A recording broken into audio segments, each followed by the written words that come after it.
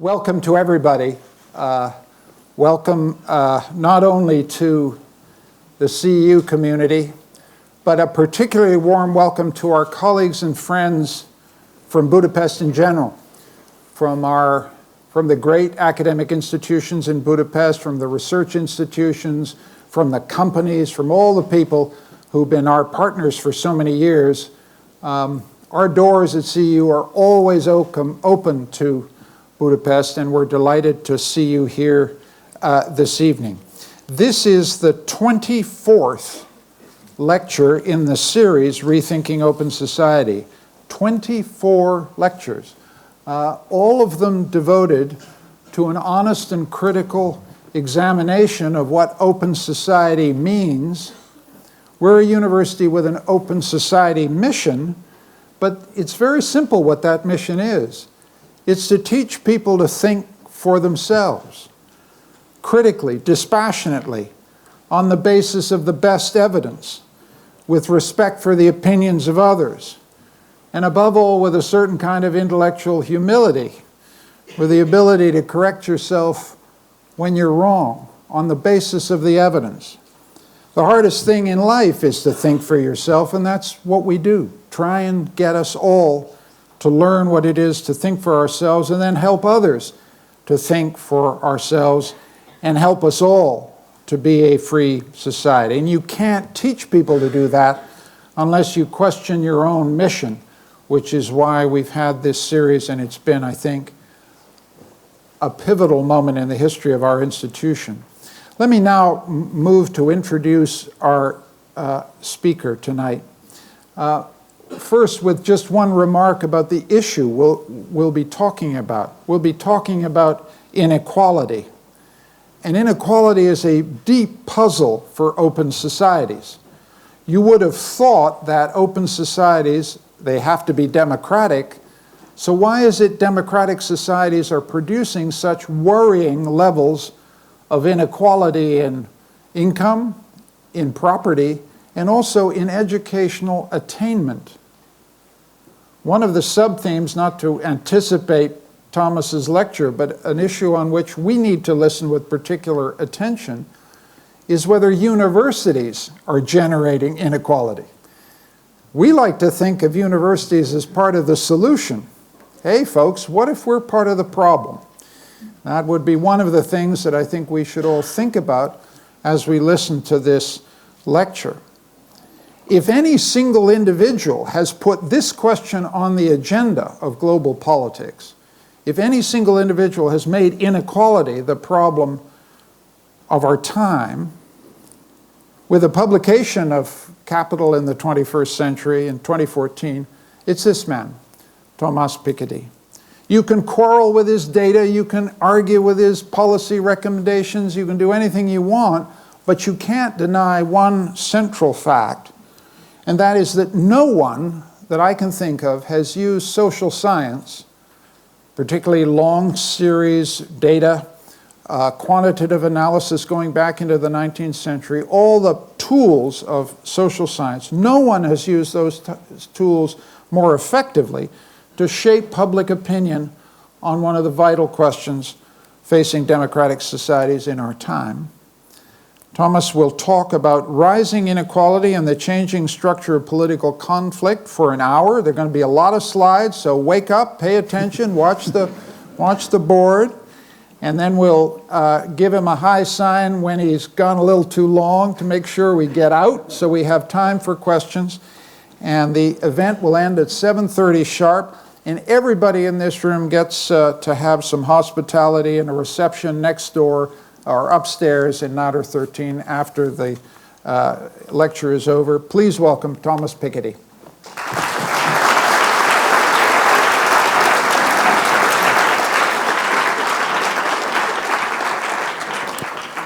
Thank you, Michael. So let me first apologize for the fact that, as you can see, my English sounds a lot like French, and so I hope I hope you will be able to understand what I have to say.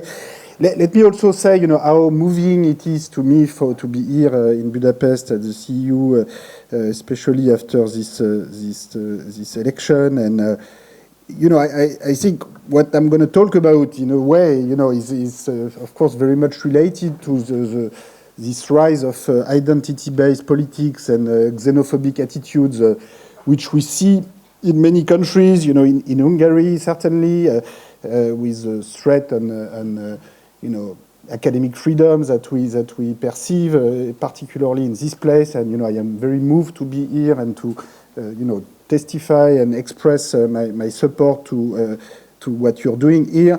But unfortunately, this rise of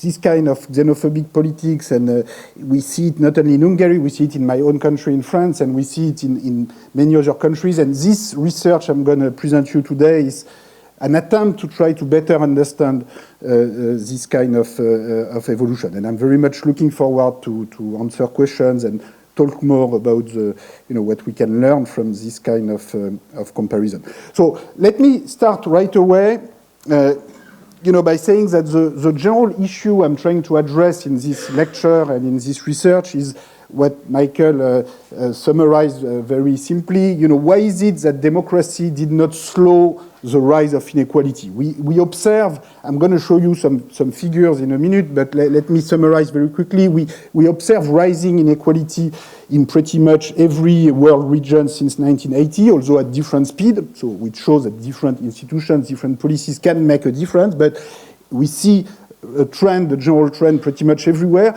You could have expected a rising political demand for redistribution and rising sort of class-based politics, if you want, in order to express this demand for redistribution. Now, what we see, not only in Hungary, but in Britain with Brexit, in the US with Trump, in France with Le Pen, to some extent in India with Modi, and lately in Germany with AfD, is more a rise of xenophobic populism, identity-based politics. So the general question is to, why is it so? Was there something unique? If we look at this evolution in a longer run perspective, was there something unique in this more egalitarian period that we observe in the decades after World War II? Why did it happen? Why did it end? Do we need extreme circumstances, since what we've seen in the first half of the 20th century, to produce the kind of political coalition which led to a big reduction of inequality during this period? So this is the general issues I'm trying to address. So of course these are hugely complex issues, and I don't claim I have the complete answer, but at least I'm going to try to make some progress. The general perspective is politics seem to drive inequality change, both downturn and upturn. So we need to better understand the evolution of political attitudes toward inequality. And that's certainly one of the big limitations of my book, Capital in the 21st Century, is that politics is a little bit treated as a black box. I sort of suggest that the big shocks of the 20th century, the Great Depression, World War II, led to a complete change of attitude toward capitalism, toward state intervention with the rise of the welfare state, and this is certainly true at some general level, but I don't really dig into the construction of the political coalition, and most importantly, why it did not last after that, which is what I am doing today. So before I get to the political coalition, just let me show you a couple of graphs and figures about the general evolution of inequalities that I'm trying to understand. So this is the first graph, which comes from the World Inequality Report, which is something we just published 2 months ago, which you can find online on this website. And as you can see, you have rising inequality pretty much in every part of the world. So this is a simple indicator. This is the share of national income going to the top 10%. So by definition, if you had perfect equality, it should be 10%. Okay, the top 10% should have 10% of total income. So of course you never get that. But as you can see, and if you had complete inequality, it should be 100%. So it has to be in between. As you can see, there's quite a lot of variation in between. So it can be as low as 20 and as high as 60. In fact, I don't show you the Middle East region, which will be at 70%, even higher than this. Okay, the Middle East region looks like the most unequal region in the world. I'm not saying this is the only reason for political instability, but I think it certainly contributes, in particular, the huge inequality of natural resources certainly contributes and has contributed to the political and sometimes military tension in the area. So what you see, I don't see if you see all the colors very well, but at the bottom you have Europe at the end, then China, then Russia, then US, then India. So I have put US and Canada together, not to please Michael, but because something that's new in this report, the World Inequality Report, is that we are interested in nation states, of course, but we are also interested in big regions. And sometimes looking at inequality at a level of a broad regions like Europe or like North America or like the Middle East is more meaningful because people with globalization, sometimes compare themselves not only to people in their little nation state, but to broader communities, sometimes to the entire world. So we also look inequality at the level of the entire world, but sometimes at something that's in between their own nation state and the entire world.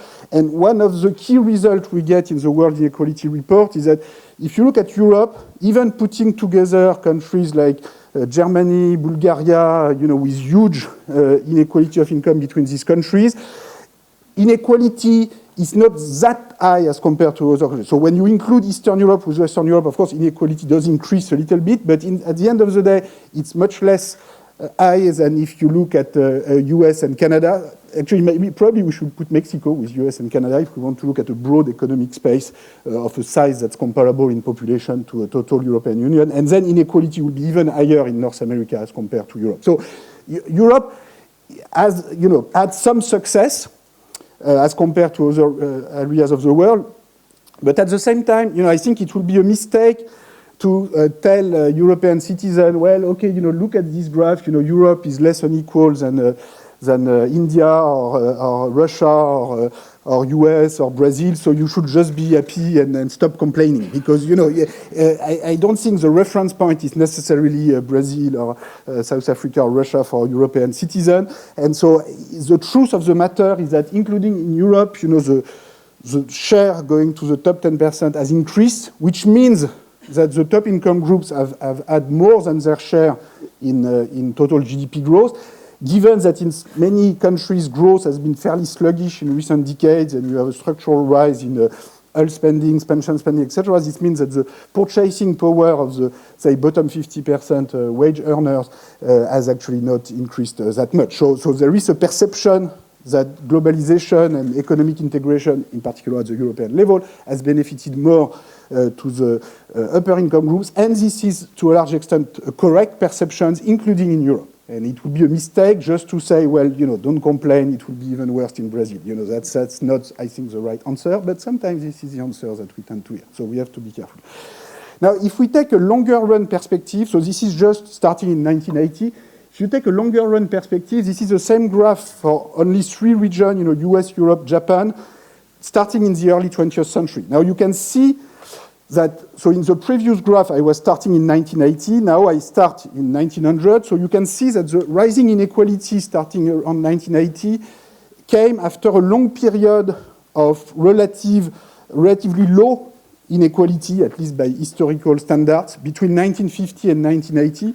And what I show in my book, Capital in the 21st Century, is that this reduction of inequality that took place during the first half of the 20th century was a very, violent evolution. It was not it didn't come from a natural economic mechanism. Well, there's nothing ever natural in economics because these are man-made institutions, legal systems, tax policy, whatever. So, there's no. But in the case of the first half of the 20th century, it was particularly chaotic. Okay, so World War I, the Great Depression, World War II led to a complete transformation, led to a complete destruction of wealth, in particular in continental Europe, but most importantly, maybe led to a complete change in attitudes towards the market, toward free market capitalism, and led after World War II to the adoption of progressive taxation, welfare state policy, which to a large extent the elites refused before World War I. So, I come in a country, France, where, people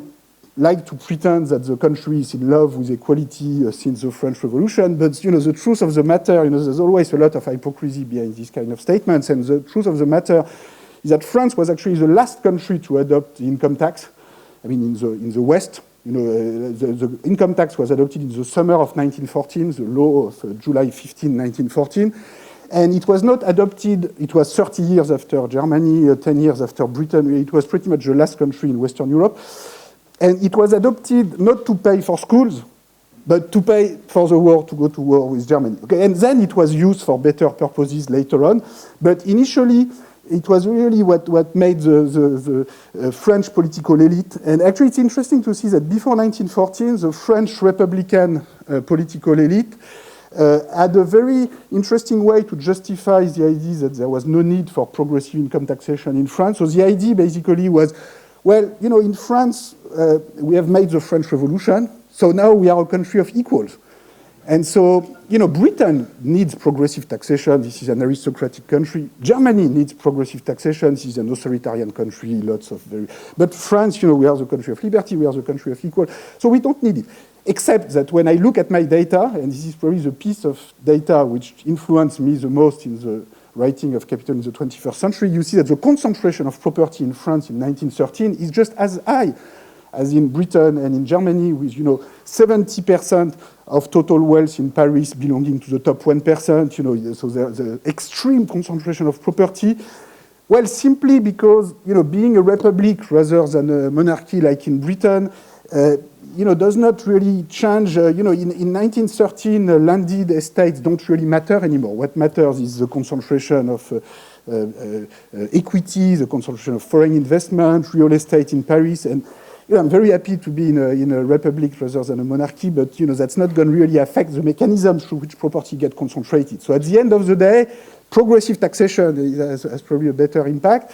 And at the end of the day, there was a lot of hypocrisy at the time, sort of denying the high level of inequality, and it's only after the shocks, after World War I, the Great Depression, World War II, also the Bolshevik Revolution, the existence of a counter model in the East, which did certainly a lot of harm to a large extent to the countries that went through this counter model, but which also put pressure on the elites in the West to accept redistribution, which they refused until then. So anyway, to make a long story short, the reduction of inequality happened after a tremendous political shock. Then between 1950 and 1980, you had a sort of stabilization of inequality, starting in the late 1970s and early 1980s, particularly in the US. So you can see that, you have rising inequality, clearly everywhere after 1980, but it was particularly strong in the US. The particularity of the US, especially in the recent period, is really the complete collapse of the bottom 50%. So look at this, this is our latest estimate with Emmanuel Saez and Gabriel Zucman, and it just got published in the Quarterly Journal of Economics. This is something I didn't have in my book, because in my book, the historical series were concentrated on the top shares. So now we have, which was one of the criticisms that was made, we didn't have very fine decomposition of the bottom group. So now we've worked more, put together more data sources, and now we have more complete series. Everything is online, I should say, all the details. So you can see, the complete collapse of the bottom 50% income share. So the bottom 50% in the US used to have about 20% of total income as compared to 10% for the top one. And now it's basically the opposite. Okay, so how can you have a bigger income share for 1% of the population for the bottom 50%? Well, you simply need to have an average income for the top one that is more than 50 times the average income of the bottom 50. This was not the case in 1960s. They only had 20 or 30 times, and now they have 80 times, and therefore it's enough to overcompensate the fact that they are 50 times less numerous. Okay, so it's as simple as that. So you have basically a stagnation. If you look at the purchasing power of the bottom 50% in the US, you have a stagnation, around $16,000 in dollars of today over this period, which when you look at academic and our colleague taking academic jobs in the US, when they get an offer at 80 or 90 or 100, they feel they are not well treated, and many of them, go way over that. Well, half of the population, has been stagnating at $16,000 per year in the US. So this is something that is quite spectacular. Where does it come from? Okay, and why is it different than in other countries? Now, what's interesting is that the explanation that's sometimes given, in particular by a number of US economists, which is to say, well, you have globalization, you have increased competition with workers from China, India, and this is pushing inequality up, and there's not much we can or should do because globalization is good. I'm not saying it's not part of the explanation, but clearly it's a bit short because globalization also happened in Japan, also happened in Germany, in Sweden, in France. So, you need to have some more specific explanation, and clearly differences in policies and institutions seem to matter. So in the case of the US, unequal access to education can be quite important. So this is a graph which I couldn't put in my book because we didn't have the data at the time, but since then, Raj Chetty and Emmanuel Saez at Berkeley and Stanford have been able to link up the income tax declaration of the parents with the social security numbers of the students in order to produce this kind of graph. So you can see you have parental income rank, you have probability to make it to university. This is today. Okay, this was measured well for students who were in college year 2010 to 2014, so just a few years ago. As you can see, you get basically a straight line, and it's almost the first diagonal. Okay, so you almost go from 0 to 100%. Well, not quite. If your parents are very poor, you still have a 20% chance to go to university, and if your parents are very rich, you only have a 95% chance to make it. Okay, so it doesn't go from 0 to 100, but I think sometimes there is a gap between the official discourse about meritocracy, equal opportunity, and the reality of what we do, which is just too big. So, officially there's a consensus that, equal opportunity is good, meritocracy is good, and this is what we all like. But, this is what we have. So I think at some point, you always have a lot of imagination by the elite to justify their position. And I think, sometimes, I was talking about the hypocrisy of the French elite in 1914. This is another example where we have to put the facts on the table. And that's why it's important to have transparency, not only about inequality of income and wealth, but also about the access to public goods, access to education spending. And we need more transparency about that. I'm not saying there's an easy solution, but I think we can agree that we can do better than this. We should be able to do better than this. So what does it take in terms of admission system, public admission system versus private admission system? Private universities sometimes don't want the government to see what they're doing in terms of student admission, sometimes for good reason, because there's a terrible government that wants to interfere with the university, but sometimes also because they want, keep accepting students whose parents are making a big gift and don't necessarily have the best results, and sometimes they don't want to make too much effort to get more students from the bottom. We have to think collectively. What are the tools we want to put in place in order to improve this kind of situation, or are we ready to conclude that this is the best we can do and we are happy with that? Let's confront the facts. So that's certainly part of the explanation. Now, there are many other dimensions of policy, labor market institutions. There was the US used to be the country in the West with the highest minimum wage until the 1960s. It has now the lowest minimum wage. So, labor market institution. The decline of unions were important, but the fall of the minimum wage did not compensate for the decline of bargaining power union. Tax policy, so this is a short history of progressive income taxation. As you see, this is a chaotic history. Taxation is an issue on which people can fight a lot. So here you have the top income tax rate in 5 countries. So as you can see, the US and the UK for a long time had the most progressive income tax in the world, with top rate over 90%, sometimes. So in fact, the US, if you take the US between 1932, if you take 1930 to 1980, so during 50 years, half a century, on average, it was 82%. Okay, so sometimes 91, sometimes 70, makes the average, you get 82. This was only the federal income tax. You also have state income tax, 5 to 10%, depending on where you go. But just looking at federal, on average, 82. Apparently, this did not destroy American capitalism. And if anything, productivity growth, labor productivity growth was actually higher in the 50s, 60s, 70s than what it has been since the 1980s and the decline. So, I know many people are not ready for this discussion, but, it's not going to go away, okay? It will come back. Because at some point we have to confront the facts, and I think, the evidence is that if you have very high top tax rate, but on very high level of income, so typically these very high tax rates were applied above $1 million if you take in income of today, of annual income of today, the evidence seems to be that it is not so useful to pay top CEOs 10 million rather than 1 or 20 rather than 1. Or at least this is the way I interpret the historical evidence and the fact that the productivity growth was actually not that bad during this period. So this is for taxation of income. This is for taxation of wealth, inherited wealth. So you can see again, UK and US, with extremely high top inheritance tax rate, 80% during a long time, much higher than in France and Germany.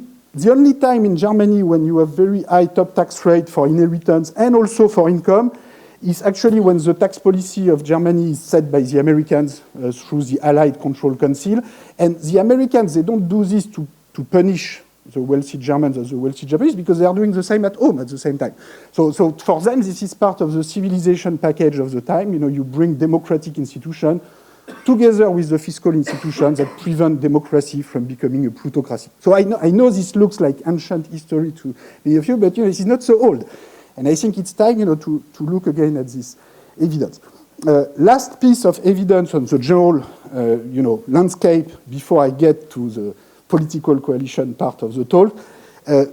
Policy toward property, privatization, public debt, share of public ownership. So this is a simple indicator which sometimes people don't look at. This is the share of net public wealth in net national wealth. So you can see at the end of the period, so maybe you don't see the color very well, but basically you have US, UK, which have negative net public wealth. So what does it mean, negative net public wealth? It means that they have public debt that's bigger than public assets. So even if you sell all the public assets, public schools, universities, hospitals, when they are public, it's not enough to repay the public debt. Okay, so you have negative public wealth, which means that the owners of private wealth, not only they own all the public assets through the financial intermediation system and the public debt, but they also own rights, additional rights on the taxpayer money of future generations. So it could get even more negative, And, I don't know what's the optimum, by the way. You can see that back in the 70s, Western countries had about 20% to 30%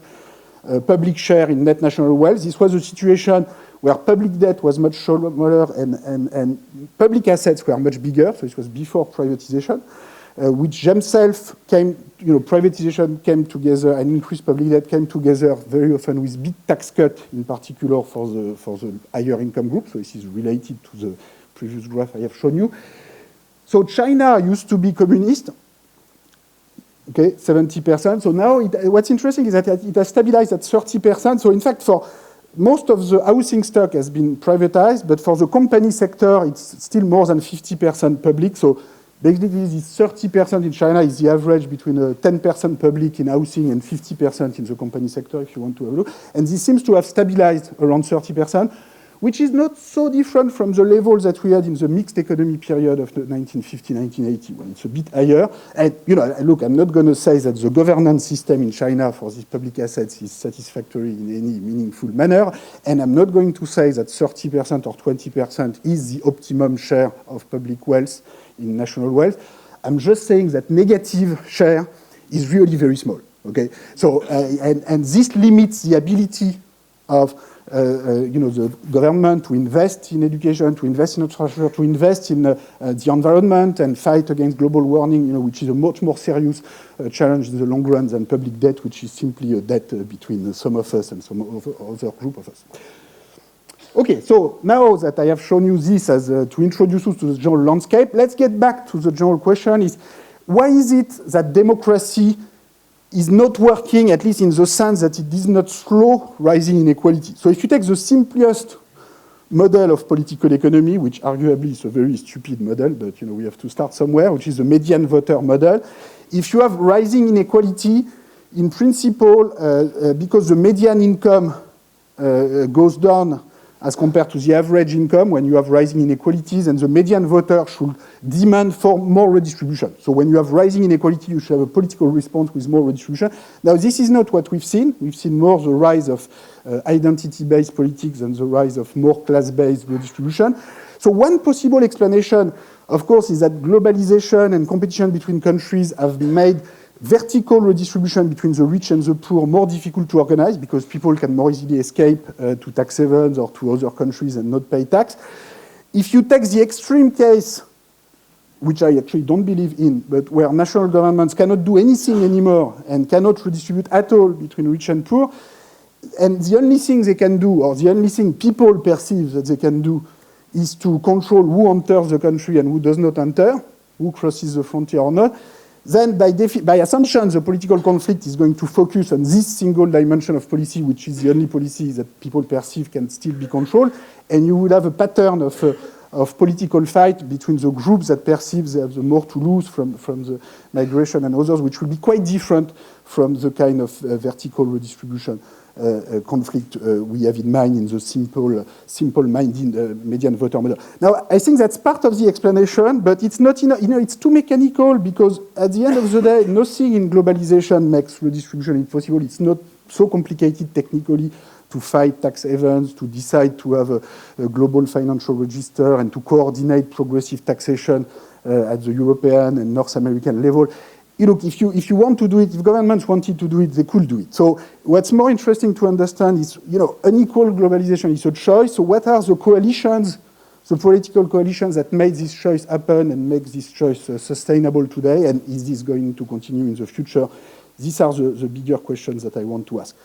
So more generally, the problem with the median voter model is that it is too simplistic.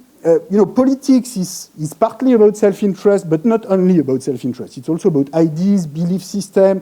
If you look at the history of inequality in the 20th century, it's highly political, ideological. People react to events, big historical events, by changing their worldview of how capitalism works. And sometimes it goes very far in one direction and then very far in the other direction. It's a complicated ideological story, not just a narrow-minded application of self-interest. So if we want to understand what's going on, we have to open the black box of political attitudes more than we do. So today I will present results from this paper, Brameen left versus Merchant right. I will not present everything. At some point, Michael or someone else will tell me to shut up and answer questions, and I will be happy to do so. But if you want to know more, you can go to this website and you will get everything. So what I do in this paper, in this research, is simply to construct new historical series on the political cleavage in 3 countries, France, US, UK, since World War II. And this is something that had not really been done before, at least not in such a systematic manner. Let me show you the kind of results that I get starting with France and with the income and wealth profile. So if you look at the income, okay, so this is the proportion voting for left-wing parties. So in France, you have lots of parties. In US and UK, this will be simpler. But because I'm making comparison with US, UK, I put all the left parties, so socialist, communist, radical parties that used to be strong in the 50s, together, okay? And then I will compare to vote for Labour Party in Britain and vote for Democratic Party in the US, okay? So that's what I will call left, question mark in this. So you can see that high-income groups don't like the left too much historically, but you really need to go quite high in the distribution of income for this to happen. Okay, in the bottom 90%, it's actually quite flat in France. It's a bit less flat in Britain with the Labour vote, which was more a lower-income party. In France, you have all sorts of counteracting effects, in particular lots of poor peasants who don't like the left too much for a number of good reasons. And so it's actually really more in the top 10% that you can see a very strong effect, which is actually diminishing over time. You can see the early point in the 50s, 60s, where you have really very low vote in the top income groups, whereas in the more recent period, it's closer to flat. Now, this is the same graph by wealth decile, and you can see that this is much stronger. Okay, so here also, the top wealth group don't like the left too much, but here you have a much more methodically decreasing group. Okay, so when you have property is a stronger determinant historically of vote than income. Okay? Because income, as I will argue today, is a complex combination of many different things. It depends on your property, if you want to set up a business, have high capital income, but it also depends on your education, which may not be perfectly correlated with property. It depends on your choice to go to public sector, private sector. It depends on all sorts of cultural dimension. It's a multi-dimensional object, income. So property historically has been a biggest determinant of political attitude toward left and right party, at least in the 20th century, with, high wealth group clearly don't like the left too much, and low bottom wealth group don't like the right too much. Okay, they don't feel they will represent them very well. Okay, so that's a very, very strong relation. So what I will do in this research, and what I will present you partly today, is basically the main contribution is empirical, historical. I construct the same kind of long-run series on the changing structure of electorate, which you can do. So there are two ways to know who votes for whom. One is post-electoral survey. You ask people after the elections, how did you vote? The good thing is that in France, US, Britain, you have a reasonably good post-electoral survey starting in the 1940s, 50s, after pretty much every election. So you can do it over this period. Now, if you want to do it over a longer period, and for more countries, you actually have to turn to local level election results and match them with local level administrative data, income data, census data, it's less direct because you don't see the individual pattern, so you need to recover the individual pattern from this local level correlation, which is a bit more tricky, but which can be done. Now, today, I will only present you results from post-electoral survey. I should say that this research is currently being extended to many countries, including some countries in Eastern Europe, Poland, and also Hungary. And if some of you are interested, don't hesitate to contact me. I think I will come back later to the possible relation between what I find and what we have in Hungary and Poland. Although I don't have the results yet, so this will only be a speculation. I cannot be sure. Okay, so the main empirical finding, which now I'm going to concentrate with for the rest of the talk, is what I refer as the rise of multiple elite politics. So what I mean by this is the following. Back in the 50s, 60s, the vote for left-wing parties in France, UK, US was associated with both lower education and lower income. So basically, lower education, lower income groups voted more for the left, higher education, higher income, and also higher wealth group voted more for the right. So this can be described, this is what I describe as a sort of class-based political conflict, where you have people who are at the bottom in every dimension vote for one party, and people who are at the top in every dimension vote for the other party. Then this has changed over time. It has gradually changed. It started very early, and that's important in order to try to understand the cause of this evolution. Starting in the 1970s, 80s, higher education voters tend to vote more and more for the left, and starting in the year 2000, 2010, you really have this, what I refer to as a multiple elite party system, in the sense that high education elite vote more for the left, while high income, high wealth elite still vote more for the right, although less and less so. So that's why, you have the conflict, if you want, between the parties that's favored by the intellectual elite and the other one by the sort of business and income and wealth elite, which I refer to as Bremen left, merchant right, in reference to the fact that, as you probably know, upper caste in India historically were divided between the sort of intellectual priest class, the Brahmin, and the Kshatriya and Vaishya, which were more the warriors and merchants and businessmen. So warriors do not play such a big role today, although the military in the US is quite important. But so the merchant elite or business elite is a more relevant comparison with the intellectual elite. Now, I argue that this evolution, can contribute to explain a number of important facts that we all care a lot about, including the rise of populism. So, I'm saying it's difficult to understand the rise of what we call populism today if we don't try to understand at the same time the rise of elitism or the rise of multiple elite parties. So when you have a situation where the two parties alternating in power, at least in US, UK, France, in the recent decades, are one most favored by high education elite, one most favored by high income elite, there's a possibility, it's not necessary, but there's a possibility that it can contribute to the fact that people who are at the bottom in every dimension feel that they are not really the priority for anyone. Now, by saying this, I should say that I'm going beyond what I really have to present to you. Right now, I'm going to present some descriptive material. I have the presumption that multiple elite system is not too good for redistribution, and that class-based party system put the issue of redistribution and reduction of inequality more at the center of politics. So there's a presumption in what I'm going to say that it's a bit better for reducing inequality. But look, it's complicated. Multiple elite system can also be good on other dimensions. And the normative discussion is something much more complicated than what I can offer today. So today, I'm going to show you descriptive theories, and then you can interpret them in different ways. It could also be that voters misperceive completely what parties are proposing. This happens sometimes. But if this happens for many decades in many countries, then maybe the perception problem is also on the other side as well. So I think it's now. Are we going to stay forever with this multiple elite system? Well, as I mentioned here, it could be that high education, high income voters will unite somehow again in the future. And to some extent, this is already what's a little bit happening if you look at the recent election in US and France, where you have a conflict that in some ways can be described more as a globalist versus nativist conflict and than a left versus right conflict. So this is the system is in a transition, and maybe this is close to something that we have, of course, in Hungary, in Poland, to some extent. Now, I'm not here to predict what will happen. The main message here is more that with many dimensional conflict, many different evolution can happen, and different political strategy matter, and we will see, for instance, with Britain in 2017, that in fact, if anything, we have the multiple elite system seems to reinforce itself. So let me show you a couple of graphs to put numbers of what I've just described. So this is the first graph on France. So this is a simple indicator.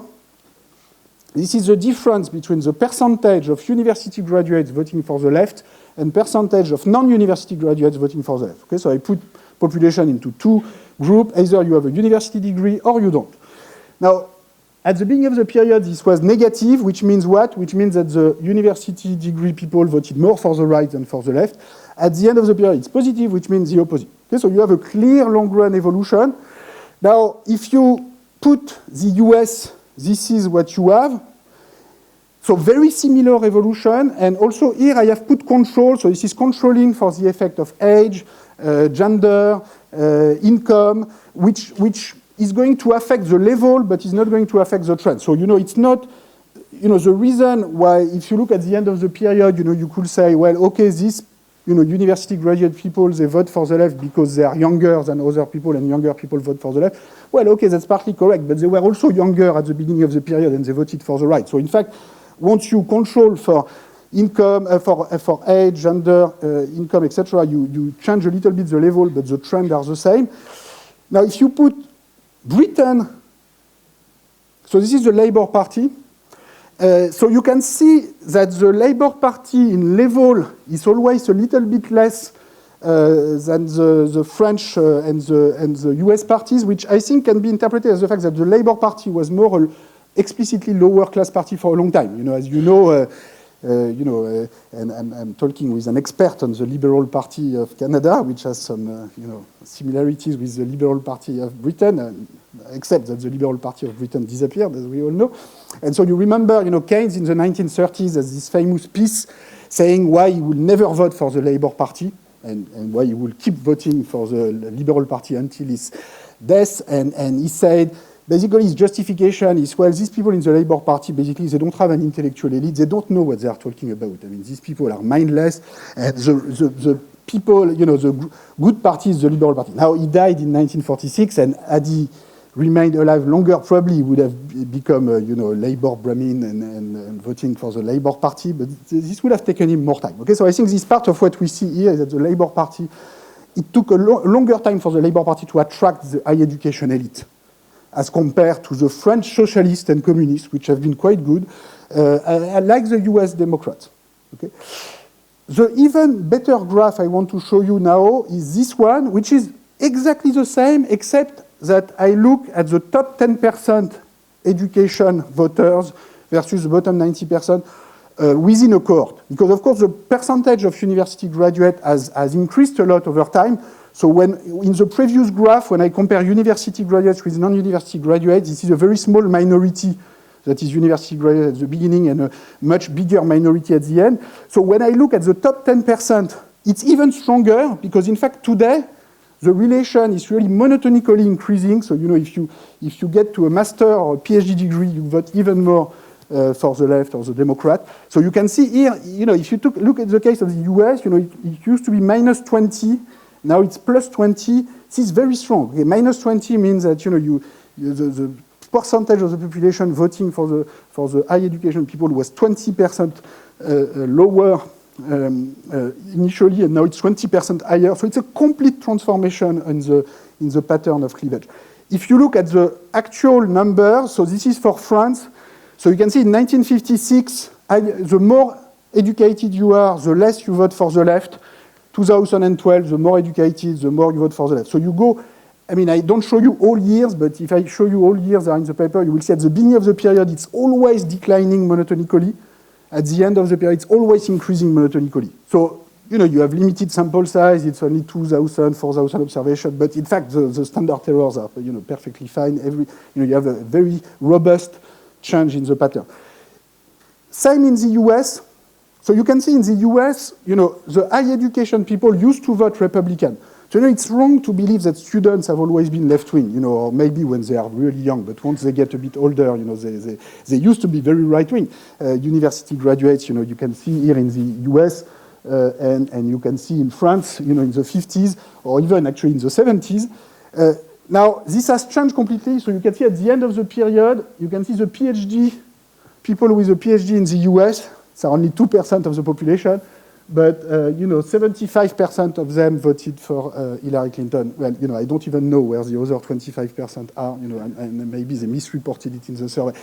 But, so it has become monotonically increasing, except for people who are high school dropout, but this is mostly because of a minority effect. And if you control for that, it has become monotonically increasing within the white population. Now, let's compare the evolution of the education gradient with the income gradient. So here, what I do, starting with France, and then I will show you US, Britain, and then I will also introduce Wales, is I compare, so the red curve is the curve that I have just shown you for education. So this is showing that the high education people have turned from right to left. Now for income, they still prefer the right, even though less and less so. So the last point, 2017, is a bit strange because with the Macron election, if you take, I will come back to the first round of the presidential election in France, and I will argue at the end that it's better analyzed as an election with 4 quarters rather than two halves. But so there's a question of, are we going to turn, is the blue curve also going to turn positive? So this is actually what you have in the US. So in the US, you see that in 2017, for the first time, the high-income people left the Republican and voted for Hillary Clinton. Now, it could be because Trump was particularly crazy, and once the Republican Party comes with a more reasonable candidate, the financial elite and high-income elite goes back to the Republican. So this is where, we don't know, and this is where party strategy matters, and, what are the platform, is going to have an impact. But in any case, you can see that there's a possibility that we have a complete reversal of the political cleavage, where initially, high-income education voted for Republican, and at the end of the high-income education for entirely Democrat. So that's a possible outcome. Now, that's not the only possibility, because now if you look at Britain, you can see, well, it's different, because in Britain, well, the high-income people don't like Corbyn too much, okay? So in 2015, 2016, you actually, the gap between the high income, high education. So I think these graphs are important because, well, first of all, what this shows is that the distribution of education and the distribution of income, of course, are not perfectly correlated, because if they were all perfectly correlated, we could not have this. So some people have both high education and high income, and they are a bit lost on what to do, between the different objectives that they might have in life, but you have sufficiently many people who have either one or the other so that you can actually identify separately the impact, and it's extremely significant. So what the British example shows is that you could actually have a stabilization of this multiple elite equilibrium, like in Britain, or a reversal toward what I call a globalist versus nativist approach with both the high income, high education preferring to vote for the Democrats because they feel that the Republicans have really become too crazy, including for their economic interest. But, the two, here, I should say the Corbyn vote is partly also a vote of people who didn't like the Brexit pushed by the Conservatives and who thought that by voting Corbyn they have actually a better chance to stay in Europe, which maybe is not a completely crazy computation. So I understand that I have 10 minutes left, which is exactly what I need, so that's perfect. So this is the standard errors. So you can see that this is highly significant. So this is for France. Also, I have put in green the wealth gradient. So you can see that the wealth, so this is exactly the same computation as before, but now for the top 10% wealth group vis-à-vis the bottom 90%. So you can see that the green curve is always below the blue, which is always below the red, which means that high wealth people are always more right-wing than high-income people who are always more right-wing than high education. So this is always like this in every country. Property is really more a right-wing thing, at least in this part of political history. Don't think there's nothing universal about that, but in this particular time period, running over a couple of decades, this is what we have, which also can help you understand, why the high-income people are a bit lost, because in a way, income is a sort of average of wealth and education. Both are important. Income is both labor income and capital income. It's both human capital and non-human capital. So the high human capital people tend to vote left, the high wealth people tend to vote right, and the income in between, they are a bit lost between these different. Now, this is the same evolution after control. This is for Britain. So again, you can see that the high wealth people in Britain, they don't like the labor too much. High education have turned labor. So I think there are patterns here which are quite striking, especially comparing three countries with very different party system, very different political history, completely different in many ways. And the fact that we have such similar evolution calls for explanation. Now, I don't have answers to all questions, but let me list a number of open questions and possible answers. First, what is the relation between the transition to a multipolar cleavage and the rise of globalization, immigration? Many people feel that one of the reasons why education has started to have a different role than income is the attitudes toward universal values, broadly speaking, and in particular, perceived proximity towards other culture and migrants coming from other parts of the world. And certainly, if you look at each of these countries, there's a key role played by racism, anti-minority strategy. In the US, this is very well known that, the white flight from the Democratic Party started right after the civil rights movement. But what's interesting here, I think, is that usually in Europe, we tend to look at the US party system as a very strange and mysterious system. How is it that the Democratic Party, which was the party of slavery, slowly and gradually became the party of the New Deal and then the sort of left-wing party? And so we feel in Europe very often that it is very difficult to understand. I think, in fact, the fact that we have such similar evolution in recent decades, shows that, I think there's a lot to learn from this comparison.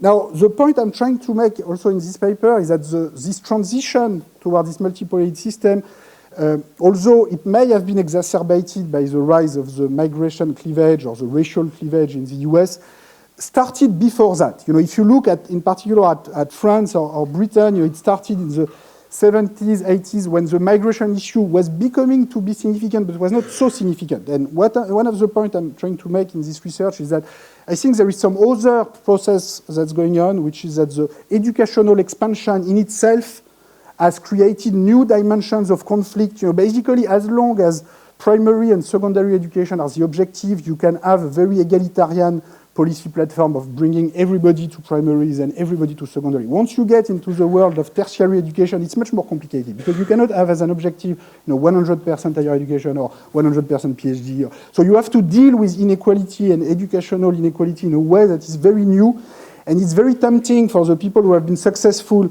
in education to sort of blame those who are not for their lack of effort or merit, and in the end reproduce the kind of meritocratic ideologies and the successfully business people have produced for a long time. And so I think here there is something that is more, I think it's too simple to just blame the racism of the poor, to summarize. I think there's an effort to build an egalitarian ideology in a world with educational expansion, which has not been done yet. And in a way, the graph I have shown you at the beginning with the extremely unequal access to education in the US is an illustration of the fact that the winners of the system have not made much effort to try to make the system more equitable. The other open question is, can this multiple elite system persist? It's a complicated question, to the extent that high education will lead to high income in the long run. In principle, you should have all the top groups should go for the same party. And in a way, as I said, this is what we've seen recently in France and particularly in the US. Now, this itself could be unstable. Remember in the US, the sort of the racist party, the pro-slavery party, so I think you can call it a racist party in a pretty extreme manner, which was segregationist, gradually became the New Deal party. And this was a very gradual process. It did not happen in one day. It was a very gradual process through which, by first defending the poor white, sort of led, in particular in the context of the Great Depression, to develop policies that benefited both the poor white and the poor black, and in the context of the Cold War and post-World War II context, the Democratic Party decided to go for the civil rights platform. So this which, this is what I call a racist left trajectory, if you want. So I'm not saying, this is what, that this is what's going to happen with Fidesz in Hungary or other parties like this, but I think this is a question, this kind of transformation, which is very difficult to understand, of how the party of slavery in the US became the party of the New Deal. I think it's important to have a new look at this historical evolution and to question, why is it that the Republican Party in the US did not become the party of the New Deal? Well, probably because in some ways they were captured by the business elite or by the high income and high education group in a way which did not let them to develop the kind of policies that would have been able to appeal to the low income and low education group in the middle of the 20th century. So, I think looking at this again is important. I'm going to stop there just by saying that, our common enemy is intellectual nationalism and the fact that each country tends to perceive sometimes to be unique and to the idea that we cannot learn from each other. I think we need to internationalize the study of political cleavage, and in particular the study of nationalist cleavage. Lipset-Rokkan, which was a very important contribution to political science and looking at political cleavage, sort of ignored the racial and ethnic dimension. European political science in recent years, like Banshir, focused on the rise of the populist right and focusing on the dimension in relation to traditionalist versus universalist value, but focusing on Europe. I think looking together at US, Europe, and other parts of the world is important. Let me conclude here. When you compare two countries like France and the US, you can see that in both countries, the racial dimension, has always been important in the US. It has become important as well in France. So in France, if you take the population, so if you run a survey in France today, and you ask people, do you have foreign grandparents? You have 30% who say they have a foreign grandparent. In fact, it's even more, but some people don't remember. I don't know. But it's a bit more than 30%. It's a true demographic data, but it's like 35%. So anyway, we have 30%. You have 10% with extra-European origin, typically North Africa and a little bit sub-Saharan Africa, and 20% with European origin, which are mostly Spain and Italy and Portugal, basically, and very little elsewhere. So these are like the Latinos of France, if you want, people with... except that the Latinos of France do not perceive themselves as Latinos and are not perceived as Latinos, and in fact vote like other voters, okay? And you could say that's because of racial reason, which makes Latino in the US sort of intermediate between the white and the black.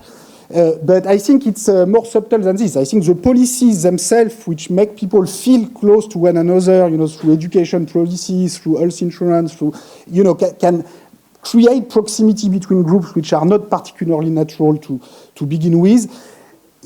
In France, and I stop there for real, we have now really, if you look at the recent election, we have what I call a four-quarter electorate.